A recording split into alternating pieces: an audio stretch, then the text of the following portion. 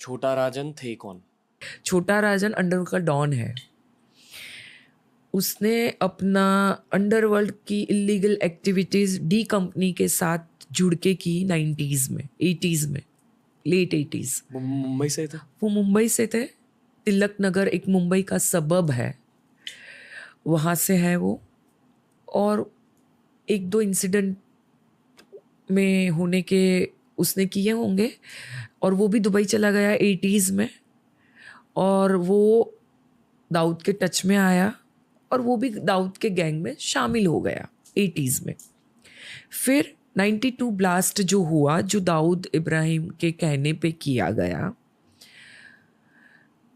छोटा राजन का ऐसा कहना था वो टाइम पे कि उसको उसका इन्वॉल्वमेंट वो ब्लास्ट में नहीं था, और वो दोनों का फॉल आउट होता है, दाऊद और छोटा राजन का, और वो दाऊद की गैंग छोड़ देता है और उसने अपनी खुद की गैंग चालू की, गैंग का सेटअप किया। दोनों, छोटा राजन और दाऊद दोनों खुद राइवल्स हो गए। राइवल हुए क्योंकि ब्रेकअप हो गया? हाँ। Okay. Bomb blast, backdrop 93 bomb blast miss के बाद उन दोनों के छोटा राजन ने दाऊद की गैंग छोड़ दी। मतलब बेसिकली किसी गैंगस्टर की कमाई एक्सटॉर्शन से होती है, स्मगलिंग से होती है, वगैरह वगैरह, ड्रग ट्रेड, वेपन ट्रेड, जो भी। तो डी गैंग पैसे बना रही थी इन इलीगल चीज़ों की वजह से, और उसमें से शायद छोटा राजन एक की मेंबर थे।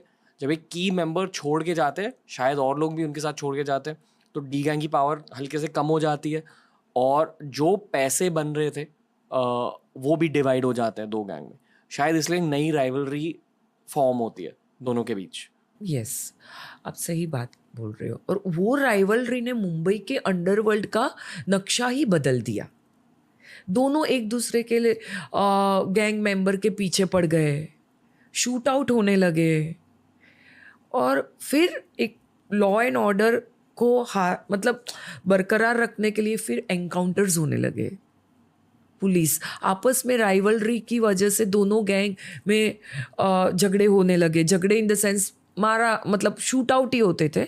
एक गैंग का मेंबर दूसरे गैंग को मार देता था, क्योंकि उनको अपना वर्चस्व बनाए रखना था मुंबई पे।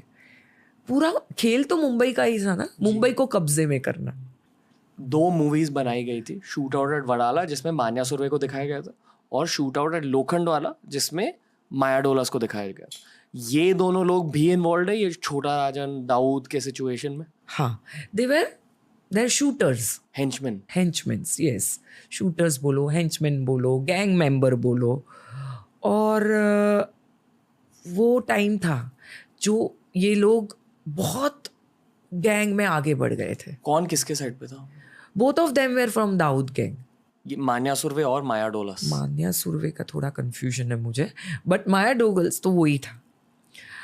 तो उनके दाऊद के कहने पे ये लोग हफ्ता वसूली करते थे, और आपस में उन दोनों का झगड़ा हो जाता था। छोटा राजन के आदमी को मारते थे जी, वैसा सब होता था करके इनका दोनों का एंटर किया गया था। ये मान्या सुरवे और माया डोलस? हाँ हाँ।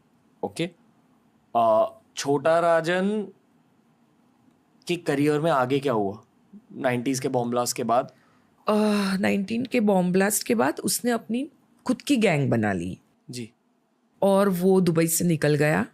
According to records, Mumbai police के रिकॉर्ड के ज़रिए ये पता चला कि वो जाके बैंकॉक में निकल गया, वहाँ पे था। वहाँ से उसने अपना गैंग के ऑपरेशंस चालू किए थे।